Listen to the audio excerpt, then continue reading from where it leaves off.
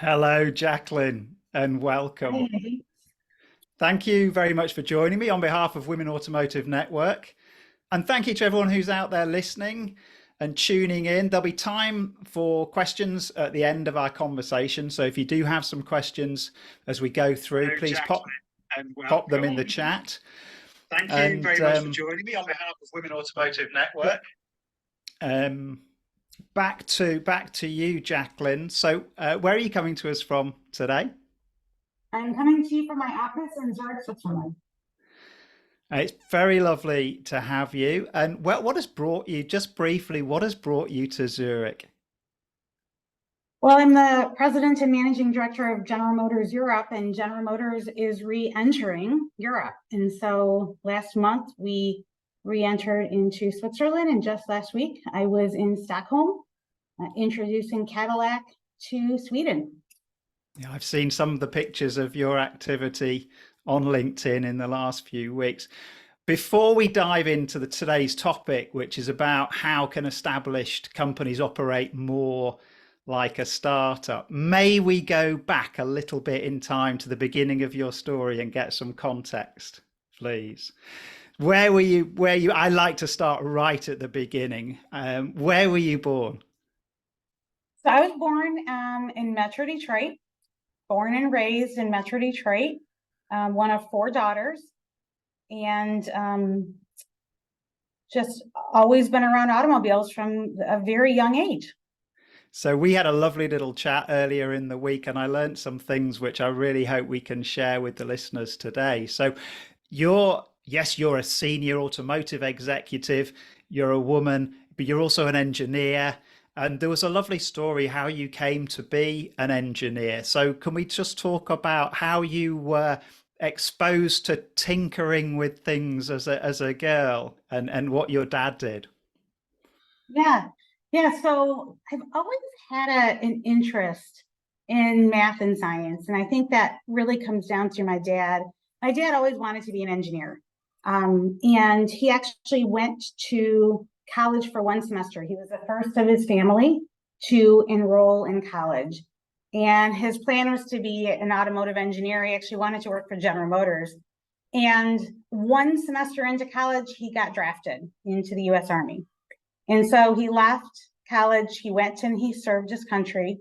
And when he was honorably discharged, he did not go back to college. Instead, he joined the family business. And he always regretted that. I remember as a young girl, he talked about it quite often. His biggest regret was not going back and pursuing his education.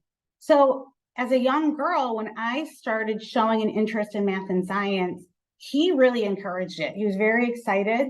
And whatever opportunity he could find to encourage me to explore, he always sought those out. So I was telling you a story when the vacuum cleaner would break. Before my mom could take it in for repair, he'd say, wait, let's just see what Jaclyn can do with it. It's already broken. She can't make it any worse. Let's see what she can do with it. And so that was always his approach, was letting me explore and really find if it truly was my passion. And if it was, just supporting me in it. And that led to you choosing to study engineering. And tell us a little about when you showed up at university to study engineering and how that was.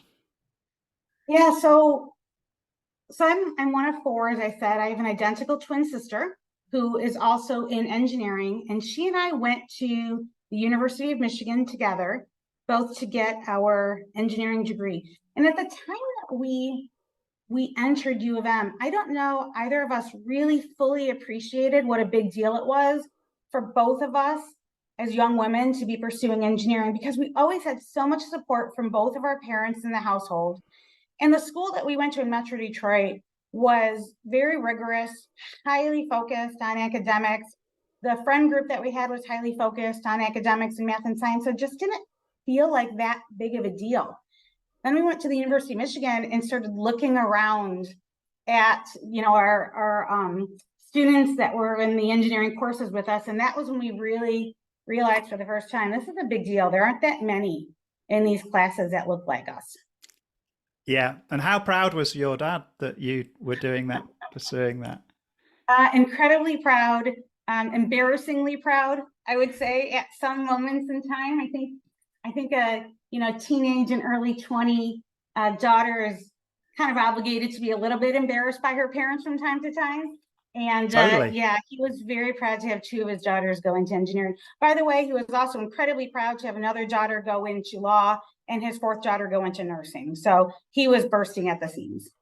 Yeah, well said. And I'm a father myself, and it's part of the role is being embarrassing from Yeah. time to time. I'm very good at it. So you studied there. How did you get your first role in General Motors? Was your first role in General Motors? It was. I was very, very narrowly focused at that time in my life. And I always wanted to work for GM. It was the vehicles we always drove growing up were GM vehicles. My dad's passion had been to work for General Motors. So GM is the only company I applied to. Well, thank goodness they agreed and wanted me as well, because I'm not sure what I would have done You didn't have otherwise. another plan. I did not have another plan. And so I started working for GM after my sophomore year of college. I interned with them. And then I did 2 internships with them, summer after sophomore year, summer after junior year. And then for my last semester of college, my senior year, I only had 2 courses left to take to graduate. And so I was able to take courses on Tuesday and Thursday and work at General Motors Monday, Wednesday, Friday, and then just transition right into full-time work when I graduated. So it really worked exceptionally well. I've been only with General Motors outside of course, the waitressing and the babysitting and the activities that young college and high school kids do to earn some money.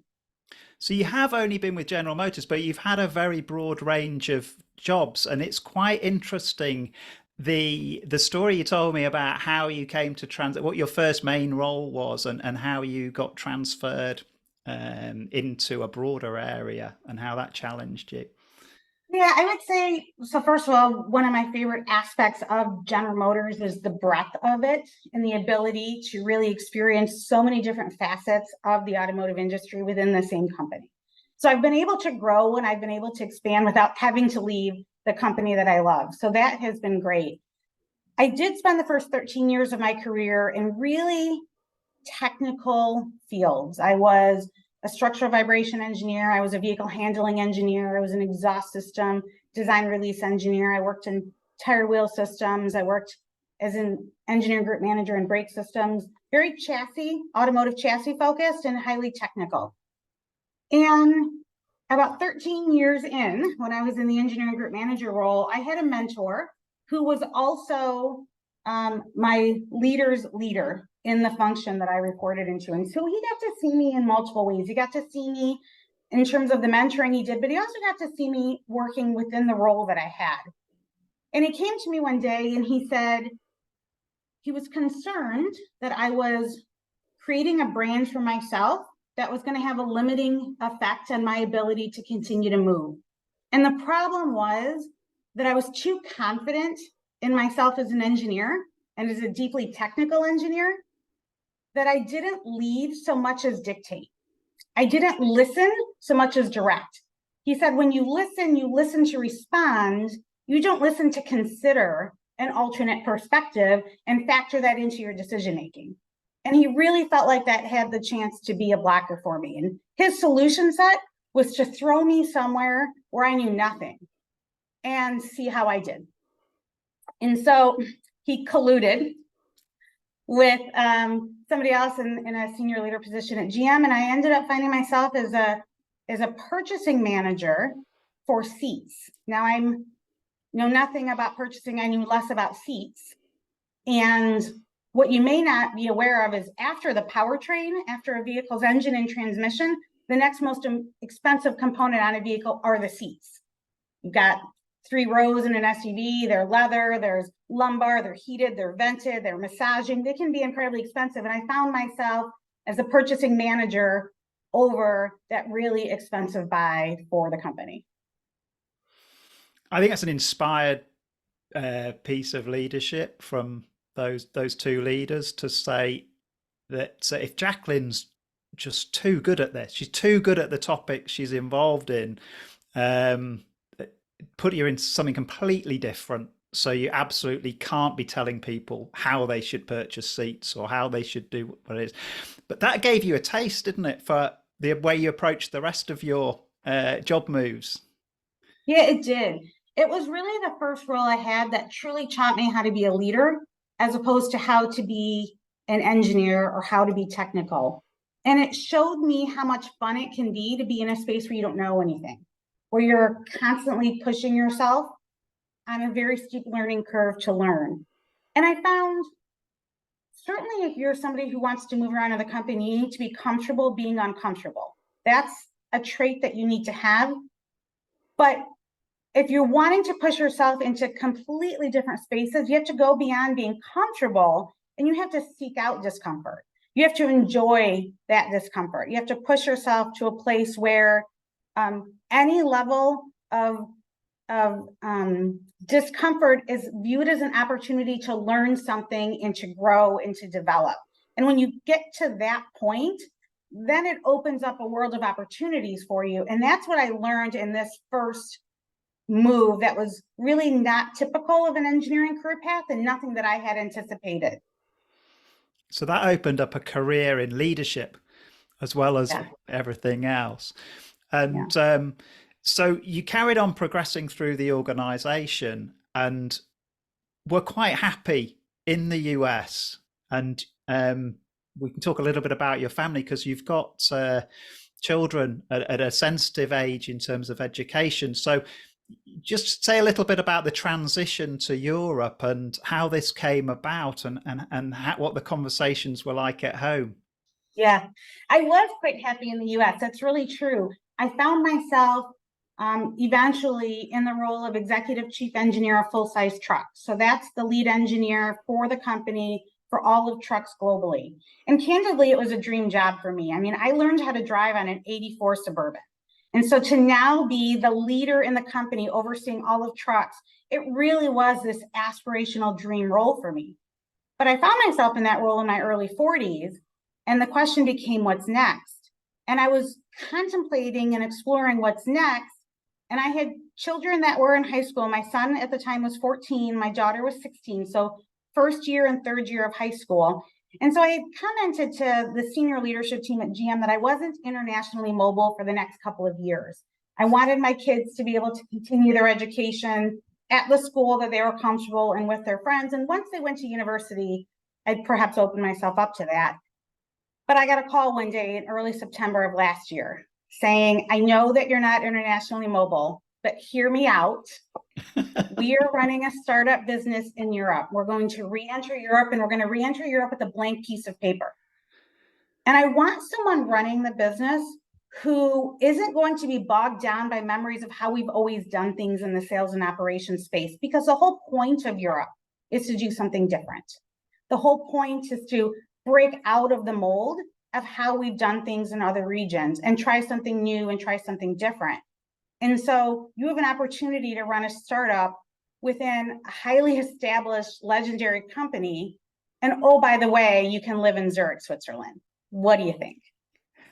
So you So, went, yeah, go on, tell us. well, I mean, what an opportunity mixed with I'm a mom, and I take that very seriously. I'm a mom and I'm a wife, and those are roles that, at the end of the day, are the most important roles that I play. So I went home and I sat my kids down, and I said, "Mom's been offered this opportunity, and as a family, we need to decide what we're going to do." My son was 14. He'd been in high school for a couple of weeks. And he says, I haven't made friends yet. I'll just wait. I'll make my friends in Switzerland. So it's all good. But my daughter was a junior, and she knew the move would mean she'd move to a new country and a new school for her last year of high school. And so she was quite emotional initially. And I told her, I said, I want you to go to school tomorrow and I want you to pick one teacher that you really respect, whose opinion matters to you. I want you to ask that teacher for their guidance and their advice. And whether you believe in divine intervention or not, I'm not sure, but she picked a teacher who had this exact situation happen to her when she was in high school. And her father got a transfer to the UK. And she told my daughter that it was the hardest thing she ever did, but that it was the best thing she ever did. And she needs to decide, when she looks back in 10 years, does she want to regret missing out on her senior year of high school, or does she want to regret passing up an opportunity to live in Europe? And she needs that to guide her decision. And so as a family, we decided to go. Awesome. I love that story. And so here you are now in Zurich, and with this amazing job, and you'd clearly created a reputation for yourself as someone who would be ideal to front this, to make it happen. So let's talk now about what is involved in setting up a brand new business for an established OEM. And there'll be questions, opportunity for people to put their questions in the chat, and we can pick those up at the end. So tell me, what happened when you arrived? What was the sort of, what was your modus operandi when you hit the ground here? Right, there was a small little group already here. So the team had started formulating, and there was a small group that had already started creating sort of the skeleton of a strategy for us to follow, and a very solid strategy at that. What we needed to do was really now reassess it from a couple different perspectives, because as we were truly wanting to operate, truly sincerely wanting to operate as a startup, in order to do that, you have to have a test and learn mindset. And in order to test and learn, you have to make sure that your growth rate is moderate enough such that you can learn from your first entries and have time to apply those learnings. If you try to grow too fast, and I think this is where a lot of startup founders will say that this can be a lesson learned too late, is that if you try to grow too fast, by the time you get learnings from your initial entry, you've already expanded to 5, 10, 15, 20 other locations, and you haven't applied any of those learnings. And so what we did, one of the first things we did, is create startup tenants. These are the tenants we're going to operate within, because we are going to operate as a startup. And focus on the essentials was one of them. Fail forward and fail fast. Test and learn, and then apply our learnings. We had a list of these that we checked ourselves against frequently to make sure that we were truly operating in that mindset. And as part of our check, we slowed down.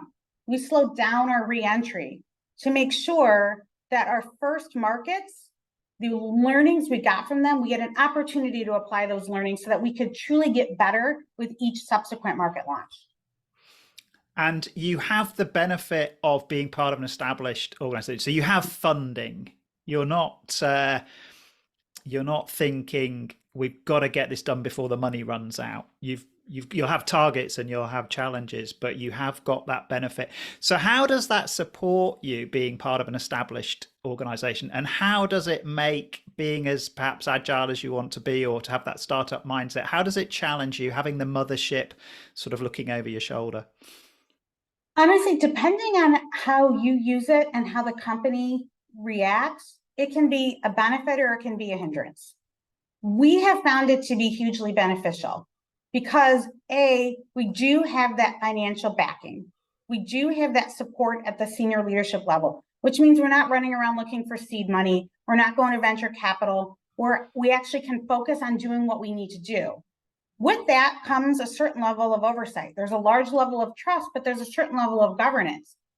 That governance can be viewed as too much or stifling. But what I remind the team of is, when you look at GM's senior leadership team, our most senior leaders, who we meet with on a quarterly basis, these are icons in the industry. These are icons in the automotive industry, icons in the finance industry, in the marketing industry, in the software industry. And these are individuals that are interested in what we're doing and are offering their input and their advice. We are so fortunate to have that.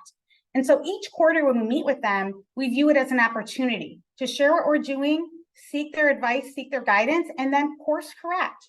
And that's one of the biggest things we have to do, is we have to regularly be willing to course correct, rather than stay so dedicated to a previous path that we selected and not be willing to adjust where an adjustment's necessary. Yeah, so be mindful of the great guidance they can give you, not become too much of an offshoot and too independent that you lose that. You talked about the team, Jaclyn. How have you gone about hiring for this venture and choosing where you wanted to draw from in order to get the right people? Yeah, we had a lot of conversations with the initial small group that we sat down and talked a lot about what type of talent and what type of experience do we want. And we've ended up balancing it about 1/3 in 3 different areas. So the first area is we are operating as a startup. It's very important to us that we do. And so we have about 1/3 of our employee base from startups themselves. So they have experience operating this way. They have experience running lean and running fast. 2-week sprints, we like to say, test and learn. These concepts of what makes a startup successful. We have a group of employees here that have done this before and have experience to lend us. The second third is in the tech space. We are in this region in a very tech savvy space. We're an all electric vehicle portfolio with General Motors Europe. There's a high level of tech and innovation that comes with being a fully electric vehicle portfolio. And the tech industry is also known for speed of execution and the ability to take in customer feedback and make adjustments and go fast. And so we needed that. Also, the level of innovation that you get out of tech is something we wanted to bring. But the third grouping is strong automotive expertise, automotive experts, individuals that have been in that industry and in that sector for a long time, because they know how to execute. And you have to take innovation, and there comes a point in time where you have to turn innovation into execution. And it doesn't mean you stop innovating. You should constantly continue. But there does come a point in time where you have to say, this is our MVP, and this is what we're going to go execute. And we're going to crawl, and then we're going to walk, and then we're going to run. And this expertise of the automotive industry, European automotive customer, and the ability to take innovation into high quality execution was something that we really value. And so I think that split of 1/3, 1/3, 1/3 has been a really strong balance for us. How are they getting on together? Fantastically. I'd love to see that in action. I'd love to see where they, the sort of where they meet up, where they butt against each other, and the different mindsets and that blend. It sounds fascinating, and it's obviously highly effective for you. So when I say they get on fantastically, that doesn't mean they don't butt up against each other. They should. There should be healthy tension in the system. There should be disagreement in the system. And it's so important that people feel confident and comfortable talking about a disagreement. Somebody needs to be able to say in a meeting, that's a really interesting point. Have you thought about it from this perspective? Or I want to share a different way of looking at it. Or here's my concern.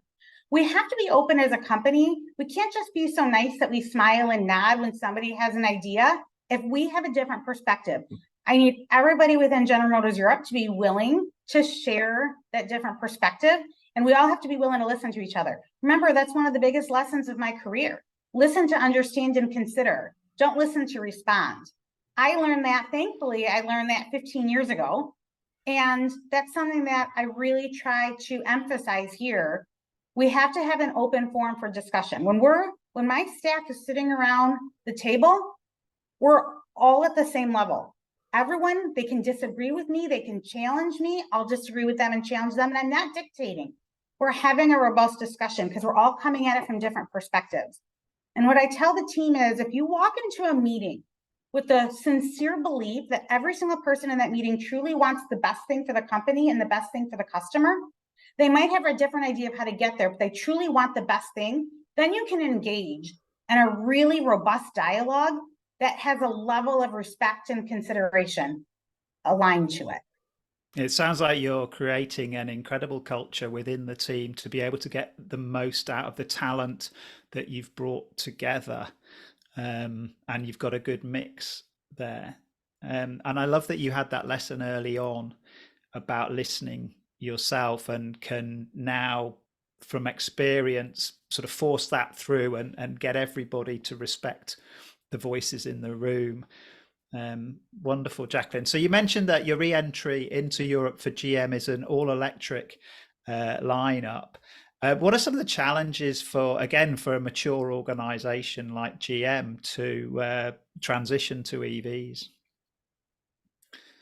Yeah, I mean, of course, this is such an interesting time in the industry. I mean, you look outside of Europe, you look across globally the automotive industry, and we're at this very interesting inflection point of this transition from internal combustion engine to EV. And of course, it brings with it a lot of challenges, and it brings with it a whole lot of opportunities. And so, in my college days, if I go back to when I learned about being an engineer, one of the biggest lessons that was taught to us was that an engineer's job is to view challenge as an opportunity to innovate, right? It's not our customer's job to tell us what level of innovation they're looking for. It's our customer's job to tell us what their current struggles and challenges are with what's currently being offered to them in the industry. And it's our job to innovate a solution to that. So when we hear challenges from the customer in terms of maybe what their car buying experience looks like, then we're going to innovate solutions to provide an exceptional level, a Cadillac level of customer experience throughout the entire process, whether that's our direct to consumer network that we're now launching, whether that's our website experience, certainly the chat experience that we're creating if they want to talk to a Cadillac expert. What we're trying to do is really understand the different challenges that are out there, because there is plenty, and then innovate solutions to each and every one of those challenges to set ourselves apart. And there's a question, and it's, you've got a lot to do. There's a question coming around the timing of this as well. So from Angeles Rodriguez, VP of Bosch Mobility Performance and Transformation Management, you're entering Europe during the biggest transformation of mobility. How do you deal with it in order to be successful? So not only are you doing something new within GM, but when you land here, everything's everything's on the table, everything's changing. How does that help or hinder what you're doing? Yeah, absolutely. It is an interesting time to enter because the industry is shifting. There are a lot of entrants coming into Europe right now in the EV space. We're being very thoughtful in terms of where we're entering first and why. So we picked Switzerland and Sweden as our first two markets to enter. That was very purposeful. The reason it was purposeful is because we know that that customer base is very interested in and excited about the EV transition and excited about electric vehicles. We know that the governments are supportive of that transition as well. And so there's government support. We know that the infrastructure is there.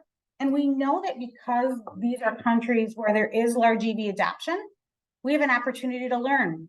We're not claiming to enter knowing everything. And we're entering markets where there's a knowledge base of customers, and we think an excitement around Cadillac, where we have something to offer. We have an opportunity to be part of the change. We find that really exciting that we get to be part of the change. We can learn from the customers that are there, and then we can take those learnings across to the rest of Europe. You've mentioned customers a number of times in the conversation, particularly with EVs. How's that changing the way you interact with your customers?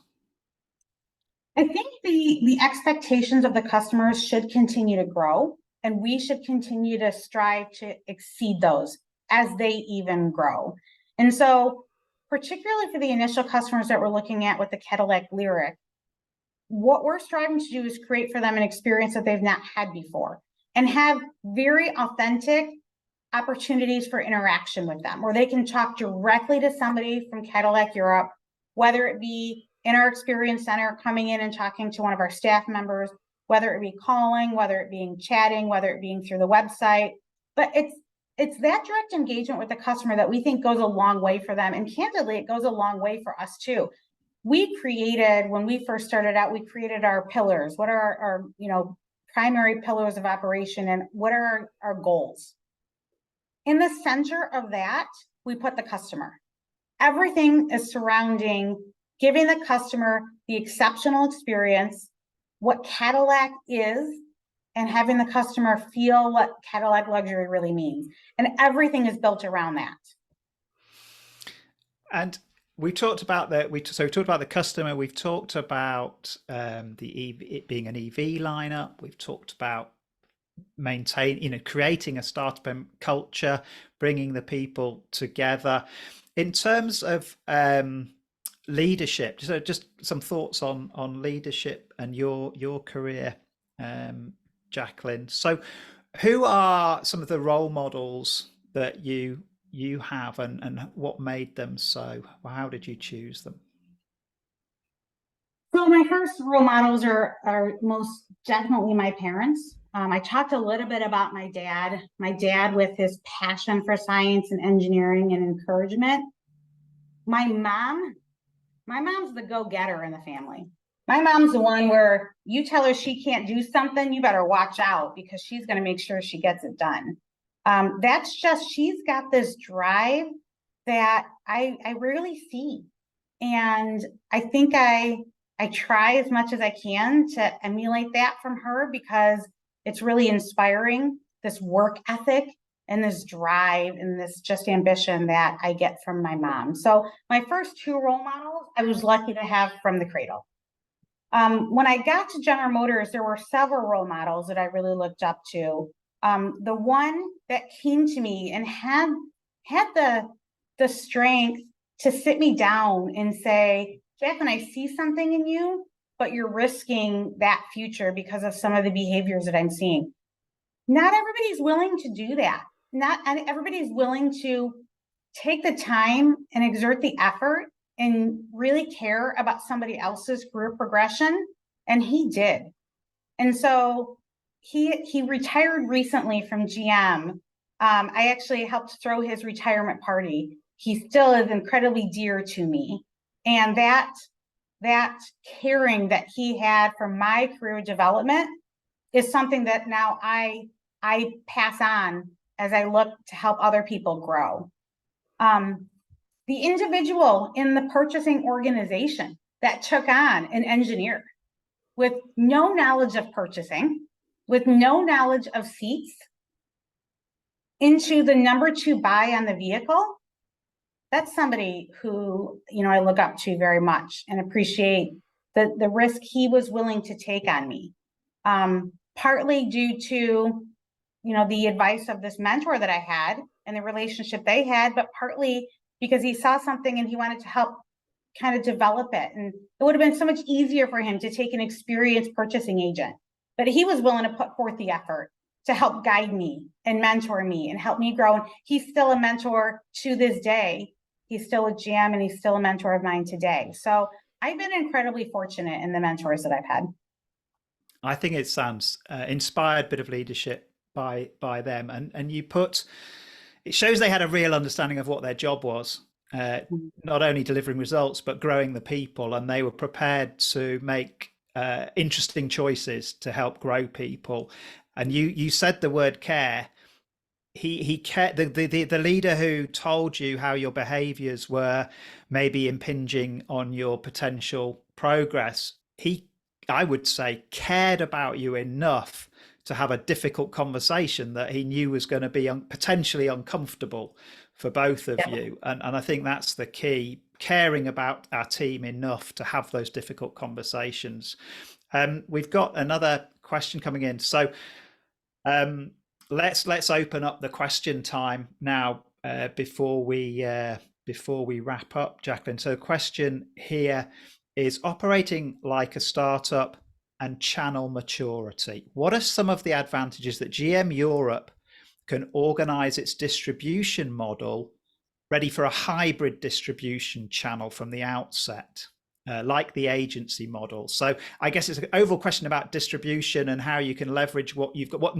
Some startups wouldn't have a network, they wouldn't have the distribution channels. How are you approaching that? It's a great question. So in our first 2 entrants, so in Switzerland and Sweden, we've entered as a direct to consumer. And so we own the retail experience center where we welcome potential customers in and engage with them directly. Obviously, there are other distribution channel options like the agency model that was referenced in the question.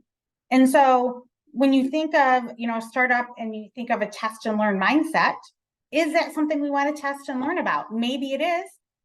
Right now, it's not where we're heading. But does that mean we won't head there, particularly to see what level of success that distribution model can offer?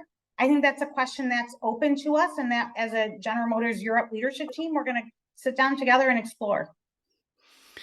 Very good. And there's clearly somebody listening today who's got some similar curiosity to me around what's it really like trying to be a startup in a mature organization? Are you completely free, or do you need to stick to processes?